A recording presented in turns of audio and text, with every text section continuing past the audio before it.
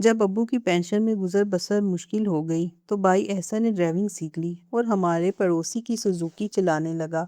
وہ روزانہ گاؤں سے سواریاں اٹھاتا اور لاری اڈے چھوڑ آتا۔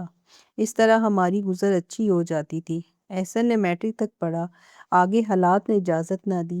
اسے مزید تعلیم حاصل کرنے کا شوق تھا، مگر ابو بوڑھے ہو چکے تھے اور ہم خدا کے فضل سے 6 بہنیں بیاہی جا چکی تھیں، بس ایک بہن رہتی تھی۔ اب اس کے ہاتھ پیلے کرنے تھے۔ احسن ہمارا سب سے چھوٹا اور اکلوتا بھائی تھا۔ ایک دن وہ سواریاں لے کر گاؤں آنے لگا تو چاچا کو دیکھا، وہ شہر سے آئے تھے۔ بھیا نے سوزوکی روکی اور انہیں ساتھ بٹھا لیا۔ گھر پہنچ کر چچا نے بڑی تعریف کی کہ احسن بہت اچھی گاڑی چلاتا ہے۔ چند روز ہمارے گھر قیام کے بعد جب وہ جانے لگے تو احسن کو ساتھ لے لیا۔ شہر آ کر چچا نے بھیا کی نوکری کی کوشش کی۔ بالآخر احسن کو ملازمت مل گئی اور وہ نرسنگ ٹریننگ سینٹر کی بس چلانے لگا۔ وہ ہر ماہ تنخواہ میں سے اپنا خرچہ نکال کر باقی پیسے گھر بھیج دیتا۔ یوں ہمارے مالی حالات کو سہارا ملا۔ اس ملازمت کی وجہ سے اب بھیا کو شہر میں ہی رہنا تھا۔ گاؤں کا سیدھا سادہ لڑکا جب شہر میں گیا تو بہت جلد ہوشیار ہو گیا۔ اس کی دوستی ایک لڑکے نیاز احمد سے ہو گئی جو کالج کی بس چلاتا تھا اور سینٹر کے کوارٹر میں رہتا تھا۔ اس کوارٹر کا کرایہ 400 روپے تھا، تاہم وہ یہ کرایہ بھی بمشکل ادا کر پاتا تھا۔ اس نے احسن سے کہا کہ تم میرے ساتھ رہائش اختیار کر لو تو اس طرح میرا بوجھ بھی ہلکا ہو جائے گا اور تم کو بھی آدھے کرائے پر رہائش میسر آ جائے گی۔ چچا بھی ریٹائر ہو چکے تھے، وہ پہلے ایک افسر کی جیپ چلاتے تھے۔ احسن نے سوچا بجائے چچا پر بوجھ بننے کے کیوں نہ دوست کی پیشکش قبول کر لوں۔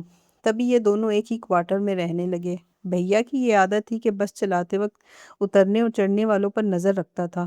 کچھ دنوں سے بس میں ایک نیا چہرہ دیکھ رہا تھا، شیشے میں جس کی آنکھیں کئی بار بھائی کی آنکھوں سے ٹکرائی تھیں۔ یہ ایک فیشنیبل لڑکی تھی۔ ہلکے پھلکے فیشن سے اس کا حسن دوبالا اور شخصیت نکھری نکھری لگتی تھی۔ تبھی وہ احسن کو اچھی لگنے لگی۔ دل میں سے ایک حسرت سی ہوتی کہ کاش اس معجبی سے بات ہو سکتی۔ جلد ہی یہ آرزو پوری ہو گئی۔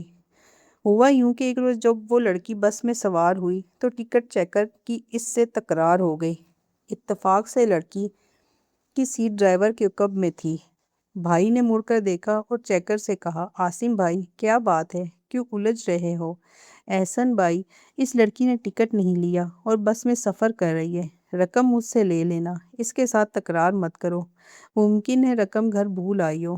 اس احسان کے بعد وہ لڑکی میرے بھائی کی بے حد ممنون ہوئی اور منزل پر پہنچ کر بس سے اترتے وقت اس نے رک کر شکریہ ادا کیا۔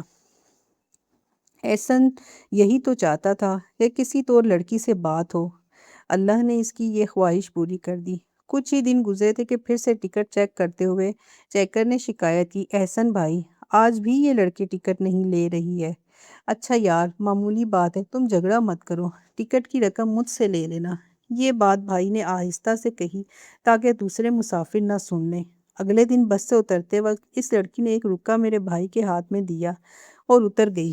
احسن نے حیرت سے اس رکے کو کھول کر پڑھا۔ لکھا تھا، آپ کا شکریہ، دوبارہ مدد کر کے مجھے بھری بس میں بے عزتی سے بچا لیا۔ انشاءاللہ کبھی نہ کبھی آپ کو رقم لوٹا دوں گی، فی الحال مالی حالات ابتر ہیں۔ کہتے ہوئے حجاب آ رہا ہے، لیکن یقین جانیے بہت مشکل میں ہوں، اگر میری مدد کر سکے تو آسان ہوگا۔ اگلے روز جب وہ بس میں سوار ہوئی تو احسن کو یوں دیکھا جیسے جواب چاہتی ہو۔ تبھی بھائی نے اس کو نیاز کے کوارٹر کا پتہ دے دیا۔ وہ شام کو خود ہی وہاں آ گئی۔ اسے دیکھ کر نیاز کوارٹر سے چلا گیا تاکہ یہ دونوں آسانی سے بات کر سکیں۔ لڑکی نے بھیا کو اپنی داستان سنائی اور مسائل بتا کر کہا، میں اس شہر میں ٹریننگ کے لیے آئی ہوں، میرے لیے پردیس ہے اور یہاں میرا کوئی نہیں ہے۔ ایک سہیلی کے پاس رہتی ہوں مگر وہ میری مالی مدد نہیں کر سکتی۔ گھر سے کبھی رقم آ جاتی ہے اور کبھی نہیں، تب بہت مشکل ہوتی ہے۔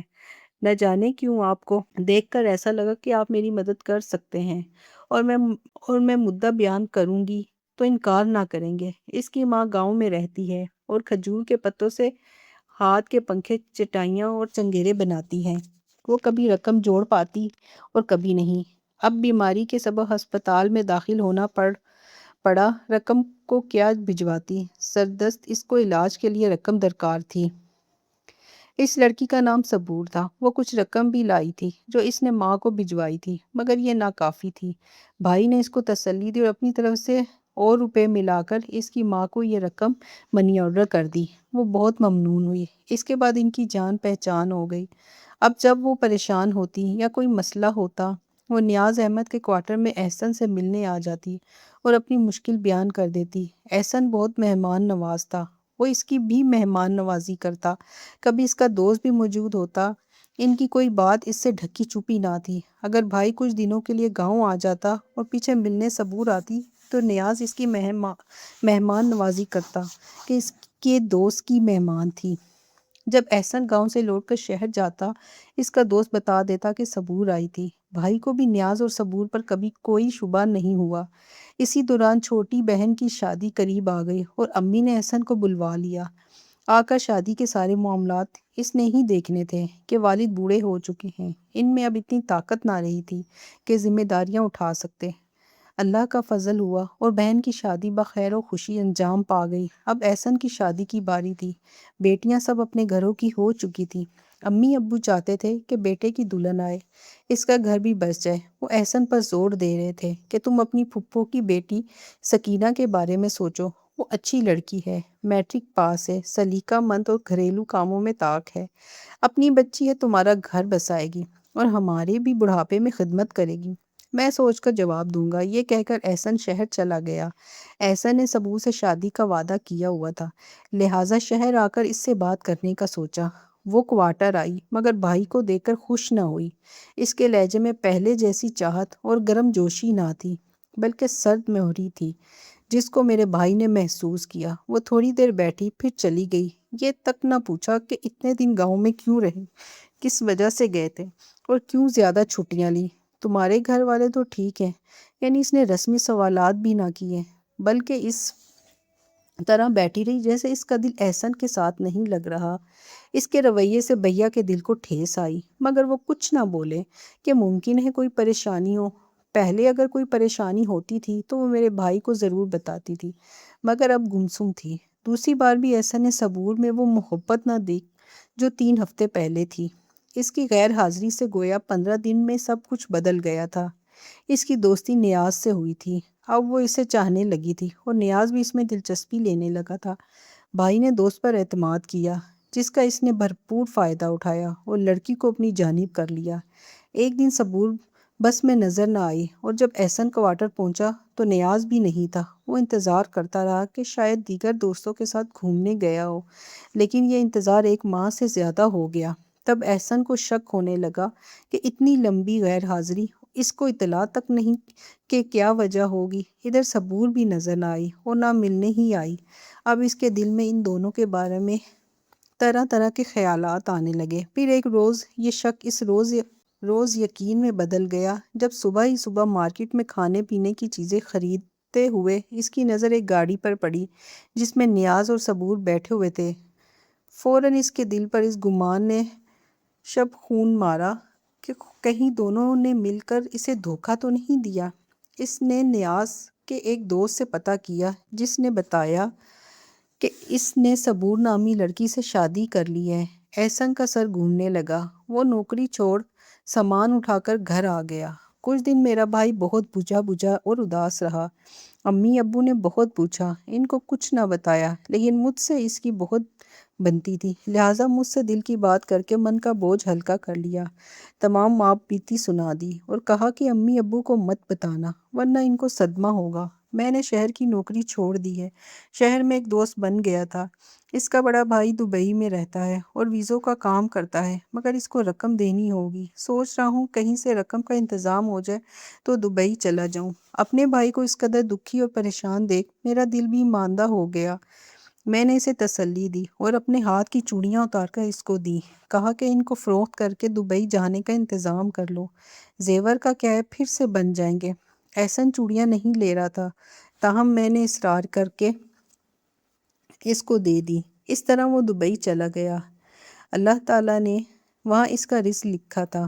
پہلے چھوٹی موٹی نوکری ملی، پھر اچھی ملازمت مل گئی۔ محنتی اور دیانتدار ہونے کی وجہ سے سیٹھ قدر کرتا تھا۔ اس نے بیٹا بنا کر رکھا۔ اس طرح اچھی تنخواہ ملنے سے ہمارے گھر میں خوشحالی آئی اور مالی حالات سدھرنے لگے۔ نیا furniture, T V, washing machine, fridge, غرض ضرورت کی سبھی اشیاء اور سہولتیں میسر آئیں۔ 6 برس کی محنت و مشقت کے بعد والدین نے بالآخر اس کو شادی کے لیے منا لیا اور پھپھو کی بیٹی سے اس کی شادی کر دی۔ شادی کے بعد بھائی کی اپنی بیوی سے بن گئی اور دونوں خوش رہنے لگے۔ احسن نے 3 سال بعد بھابھی کو دبئی بلوا لیا۔ اس وقت وہ 2 بچوں کی ماں تھی، باقی 2 ان کے بچے دبئی میں ہوئے۔ اب وہ 4 بچوں کے والدین تھے اور خوشحال زندگی بسر کر رہے تھے۔ جب موقع بنتا آ کر ہم سے مل جاتے۔ امی ابو میرے ساتھ رہتے تھے۔ میں اپنے چچا کی بہو بنی تھی اور میرے شوہر کو انہوں نے گھر داماد بنا لیا تھا، کیونکہ چچا کے ماشاءاللہ 3 بیٹے اور بھی تھے۔ امی ابو پیرانہ سالی میں اپنے بیٹے سے جدائی کاٹ رہے تھے، لہٰذا چاچی اور میرے شوہر نے بھی یہی بہتر جانا کہ میں اپنے بوڑھے والدین کے ساتھ رہوں۔ میری دوسری بہنیں دور کے رشتہ داروں میں اور 3 غیروں میں بیاہی گئی تھیں، لہٰذا میرے ساس اور سسر کا سب سے قریبی رشتہ بنتا تھا۔ یوں اس مشکل وقت میں اپنے میرے والدین کے کام آئے۔ بھائی بھابھی کو دبئی رہتے 6 برس گزر چکے تھے۔ وہ صرف چھٹیوں میں ہی چند دنوں کے لیے آتے تھے، کیونکہ روزی کا معاملہ تھا۔ وہ وہاں بہت اچھا کام کر رہے تھے، جبکہ اپنے وطن میں گریجویٹ بیچارے بے روزگار پھرتے تھے۔ احسن بھائی کے گمان میں بھی نہ تھا کہ صبور اچانک مل جائے گی۔ وہ تو ایسے غمزدہ ہو کر شہر سے ملازمت چھوڑ کر نکل گئے کہ دوبارہ پلٹ کر بھی وہاں نہیں گیا، نہ ہی کبھی نیاز کا پتہ کیا۔ ایک روز اپنی کمپنی کے کام سے انہیں دوائیوں کی ایک بڑی کمپنی میں جانا ہوا۔ شام کے تقریباً 4 بجے تھے جب وہ مینیجر کے دفتر سے نکلا۔ کمپنی کے سامنے والے بس اسٹاپ پر اس نے صبور کو بس کے انتظار میں سلگتے پایا۔ وہ حسن کی دیوی مرجھا چکی تھی، چہرہ بے رونق تھا، کپڑے بوسیدہ اور میلے تھے، وقت سے پہلے بڑھاپے کے آثار نمایاں ہو گئے تھے۔ احسن نے اپنی کار اس کے قریب جا کر روک لی۔ اس کو دیکھ کر وہ چونک پڑی۔ بھائی نے مجھے بتایا تھا رابی، میں اس کو دیکھ کر حیران رہ گیا تھا کہ کیا یہ وہی صبور ہے جس نے مجھ سے پیار کی قسمیں کھائی تھیں اور جیون بھر ساتھ نبھانے کا وعدہ کیا تھا، جو فیشن والے شوخ رنگ کپڑے پہنتی تھی اور غربت کے باوجود لڑکیوں میں نمایاں نظر آتی تھی، جو اتنی خوش شکل تھی کہ چہرے پر نظر نہیں ٹھہرتی تھی۔ اس کو اچانک دیکھ کر بھول ہی گیا کہ وہ کسی اور کی ہو چکی ہے۔ فوراً اس کی طرف گیا۔ میرے پوچھنے پر اس نے بتایا کہ وہ اس کمپنی میں دوائیں پیک کرنے کا کام کرتی ہے۔ نیاز نے شادی کے 1 سال بعد ہی اس کو چھوڑ دیا تھا۔ ماں فوت ہو گئی اور نرسنگ ٹریننگ نیاز کی وجہ سے مکمل نہ کر سکی۔ در در کی ٹھوکریں کھائیں، کسی رشتہ دار نے پناہ نہ دی۔ آخر ایک دور کے رشتہ دار نے، جو عرصے سے دبئی میں قیام پذیر تھا، ترس کھا کر دبئی میں ملازمت کروا دی۔ ویزا بھی کمپنی کی طرف سے ملا۔ یہ بتا کر وہ رونے لگی۔ مجھے معاف کر دو احسن، میں نے تمہیں دھوکہ دیا، برے آدمی کو اچھا سمجھا اور اچھے کی قدر نہ کی۔ مجھے اس بے وفائی کی سزا ملی ہے، مجھے معاف کر دو۔ کوئی بات نہیں، یہ سب قسمت کے کھیل ہوتے ہیں، تم میری قسمت میں ہی نہ تھی۔ احسن بھائی نے اس کو جواب دیا۔ اس پر وہ منت کرنے لگی کہ احسن، میں بہت تھک گئی ہوں، اب نوکری نہیں کر سکتی، میرا کوئی نہیں ہے، تم مجھے اپنا لو، میں بے سہارا ہو گئی ہوں، ساتھ کام کرنے والی لڑکی کے ساتھ آدھے کرائے پر رہ رہی ہوں، نہ جانے کب یہ رہائش خالی کرنا پڑ جائے۔ بھائی نے مجھے بتایا کہ اس وقت صبور کی حالت پر دل بہت کڑا تھا، مگر میں اب حقیقت کی دنیا کا باسی ہو چکا تھا، جہاں دل کے معاملات سے زیادہ دوسرے حقائق اہم ہوتے ہیں۔ سو اسے کہا کہ صبور، میں ضرور ایسا کر لیتا، میرے دل میں اب بھی تمہارے لیے جگہ ہے، اس حال میں ہرگز تم کو بے آسرا نہ چھوڑتا، مگر کیا کروں، مجبور ہوں، میری شادی ہو چکی اور اب میں 4 بچوں کا باپ ہوں، میں اپنی بیوی کو کیسے دھوکہ دوں، وہ بے لوث محبت کرنے والی با وفا عورت ہے اور پھوپھی ذات بھی۔ یہ الفاظ بھائی اس سے کہنا نہ چاہتا تھا، مگر بڑی مشکل سے کہنے پڑے، کیونکہ انکار نہ کرنا، جھوٹی آس دلانا، کسی کو دھوکے میں رکھنا ہوتا ہے۔ شاید صبور کی التجا پر وہ اس سے شادی کر بھی لیتا، مگر وہ بیوی کی خوشیوں کو برباد کرنے کی ہمت نہ کر سکا۔ احسن کا کہنا تھا کہ یہ میری زندگی کا بہت ہی کٹھن لمحہ تھا، ایک ایسا موڑ کہ نہ پیچھے ماضی میں پلٹ کر سکتا تھا اور نہ قدم آگے بڑھتے تھے۔ وہ مایوس ہو کر کار سے اتر گئی اور تھکے تھکے قدموں سے دور ہوتی چلی گئی۔ وہ اسے دور جاتے دیکھتا رہا، یہاں تک کہ وہ نظروں سے اوجھل ہو گئی۔ اب بھی جب اس لڑکی کی حالت زار اور مایوسی کا خیال آتا ہے تو دل ڈوب جاتا ہے، اور یہ سوچ تنگ کرنے لگتی ہے کہ کاش میں اس لٹی ہوئی عورت کو سہارا دے سکتا۔